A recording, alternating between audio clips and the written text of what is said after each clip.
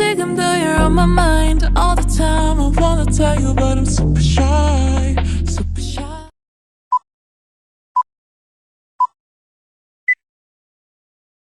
Assalamualaikum warahmatullahi wabarakatuh. Perkenalkan, nama saya Nisa Liana dengan NPM C1C0230021 dari kelas 1E.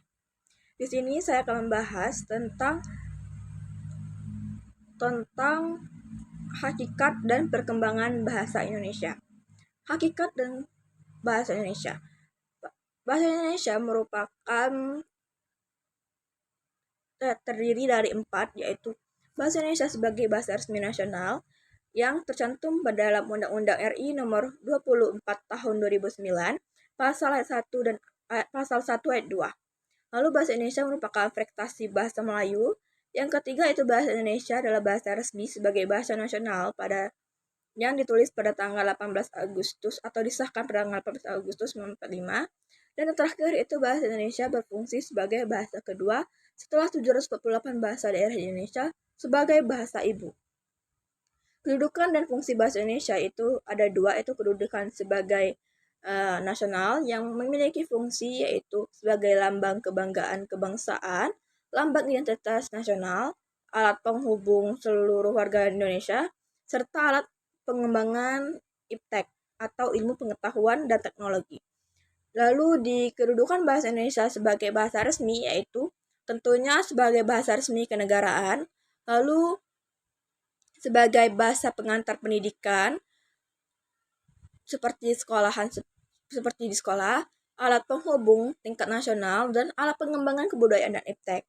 Dan Undang-Undang Republik Indonesia Nomor 24 Tahun 2009 itu terdiri atau berisi tentang bendera, bahasa, lambang negara, dan lagu kebangsaan. Seperti contoh di pasal 1 ayat 2 berisi tentang bahasa Indonesia Kesatuan Republik Indonesia, yang selanjutnya disebut bahasa Indonesia adalah bahasa resmi nasional yang digunakan di seluruh wilayah negara Kesatuan Republik Indonesia. Selanjutnya kita akan lanjut di sub 2, yaitu berbahasa Indonesia. Pengertian sikap bahasa yaitu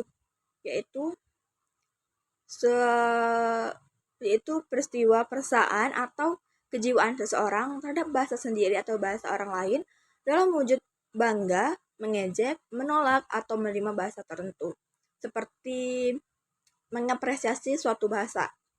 Lalu yang kedua yaitu ciri-ciri bahasa, yaitu ada kesetiaan bahasa, yaitu suatu bahasa yang mempertahankan bahasanya. Yang kedua itu kebanggaan bahasa, yang mendorong orang mengembangkan bahasanya dan menggunakannya sebagai lambang identitas kesatuan di masyarakat. Yang ketiga itu kesadaran adanya norma bahasa, yaitu mendorong orang menggunakan bahasanya dengan cermat dan santun. Lalu ada pula komponen sikap berbahasa. Komponen kognitif yaitu berhubungan dengan pengetahuan, kategori yang dipergunakan dalam proses berpikir. Yang kedua yaitu komponen afektif, itu menyangkut masalah penilaian baik atau buruknya. Yang ketiga itu komponen kognitif, yaitu menyangkut perilaku atau perbuatan sebagai keputusan akhir suatu keadaan. Jenis sikap bahasa yaitu sikap kebahasaan seperti menggunakan EYD, kata baku, kalimat efektif, dan aturan paragraf. Bahasa Indonesia yang kedua yaitu sikap non-kebahasaan, seperti sikap politik, sikap sosial, sikap estetik, dan sikap keagamaan. Sikap terhadap bahasa Indonesia sendiri itu adalah pandangan seseorang terhadap bahasa Indonesia, senang atau tidak, sehingga sikap bahasa tersebut berpengaruh terhadap pemilihan bahasa. Seperti dari seseorang yang dari Bengkulu, merantau ke Jakarta, itu bangga menggunakan bahasa Bengkulu itu sendiri, dan memiliki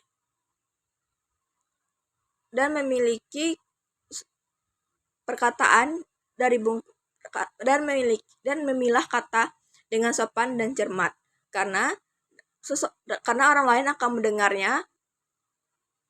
akan menilai atau mendengarnya dengan termasuk pemikiran orang lain tersebut seperti baik atau buruknya bahasa Bengkulu tersebut. Lalu kita lanjut itu yang ketiga yaitu teks dalam kehidupan akademik untuk penanaman nilai dan hakikat bahasa Indonesia sebagai pengelola ilmu pengetahuan. Nah, di sini kita akan membahas tentang prosa. Prosa itu terdiri dari prosa fiksi dan prosa non-fiksi.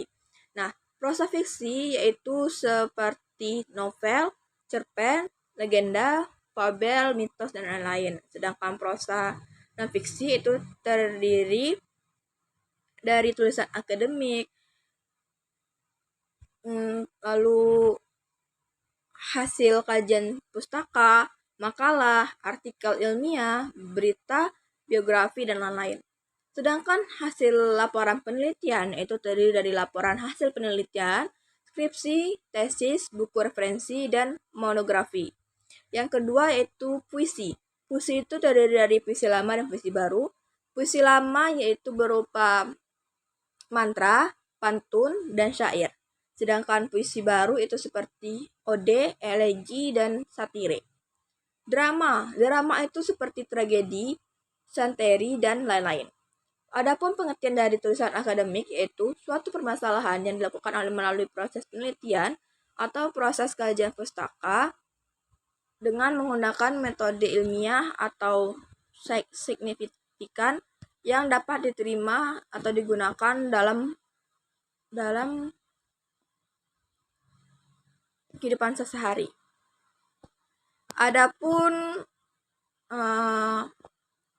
hasil proses penelitian itu seperti skripsi, buku referensi, dan monografi.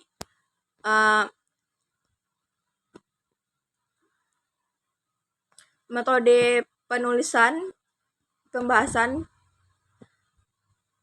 kesimpulan, saran, dan daftar pustaka. Yang kedua itu adalah proses penelitian, yaitu terdiri dari kata pengantar, daftar isi, pendahuluan, landasan teori, metode penelitian, hasil penelitian, pembahasan, simpulan, saran, dan daftar pustaka. Bab 4 itu menjelajahi dunia pustaka dari berbagai sumber referensi digital.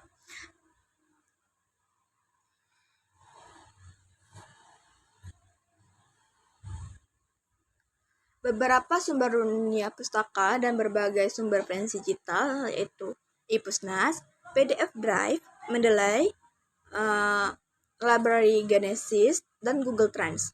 Di sini kita akan menggunakan Mendeley. Adapun jenis Mendeley desktop yaitu diinstal pada desktop atau Windows, lalu file PDF pada Mendeley desktop berada di lokasi hard disk, lalu dan daftar pustaka Mendeley web. Di sana kita akan mengisi platform Mendeley berbasis web server. Kemudian Mendeley web bisa mengedit profil dan mengolah preferensi yang telah kita koleksi dan membagikannya kepada grup. Lalu yang ketiga itu mengetahui informasi statistik. Keempat, mengetahui frekuensi suatu file, referensi online, diunduh dibaca orang di mana lokasinya, dan lain-lain. Yang kedua itu Mendeley Reference Manager atau MRM yang telah dirilis sejak 2019. Yang kedua itu kebutuhan koneksi internet sejak login dan fasilitas mirip dengan Mendeley web. Bab kelima atau materi kelima yaitu tentang teori presentasi. Presentasi ilmiah adalah keterampilan berbicara seseorang atau komunikasi seseorang di depan umum untuk menyampaikan gagasan atau pendapat dari hasil temuan penelitiannya atau dari hasil pemikiran kritisnya. Nah, di sini terdapat 3 komponen dasar dari sebuah komunikasi, yaitu komunikator atau sang pemberi pesan, kedua media, ketiga penerima pesan atau audiens. Prestasi yang hebat terjadi apabila audiens memahami pesan yang disampaikan oleh komunikator. Adapun prestasi yang buruk adalah audiens tidak memahami pesan dari komunikator dan komunikator sendiri tidak menggunakan media yang telah disediakan atau ada. Adapun komponen presentasi ilmiah yaitu media yang berisi tentang tentang slide bahan tayang atau poster. Kedua, komunikator, orang yang memberi pesan. Ketiga, audiens, orang yang menerima pesan. Bab 6 dan bab 7 yaitu tentang program kreativitas mahasiswa atau PKMK. PKM adalah suatu proyek kreativitas mahasiswa dalam membentuk aktivitas, membuat aktivitas usaha atau produk atau jasa. PKM ini dibuat dalam bentuk produk jadi. Pelaksanaan PKMK ini wajib dipublikasikan oleh video dan diupload di media sosial. Serta sistematika proposal adalah isian perlengkapan isi utama proposal, lalu ada daftar isi, dan bab 1 pendahuluan, bab 2 gambaran umum, bab 3 metode pelaksanaan, bab 4 itu terdiri dari 2 subbab, yaitu anggaran biaya dan jadwal pelaksanaan atau jadwal kegiatan, lalu daftar pustaka, serta lampiran.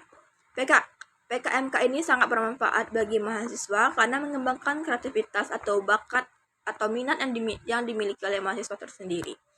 Nah, biasanya PKMK ini sangat berguna dan ini biasanya dibuat proposal. Nah, proposal ini biasanya dihargai atau dinilai oleh orang yang ingin dinilai oleh orang yang melihatnya.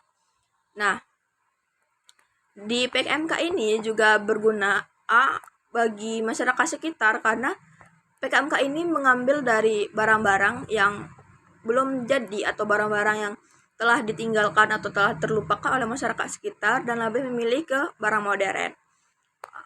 Oleh karena itu PKMK ini sangat relate untuk dunia atau masa sekarang bagi mahasiswa. Nah, itulah tadi 7 subbab materi yang telah saya sampaikan. Lebih dan kurang saya mohon maaf. Wassalamualaikum warahmatullahi wabarakatuh. Terima kasih. You don't even know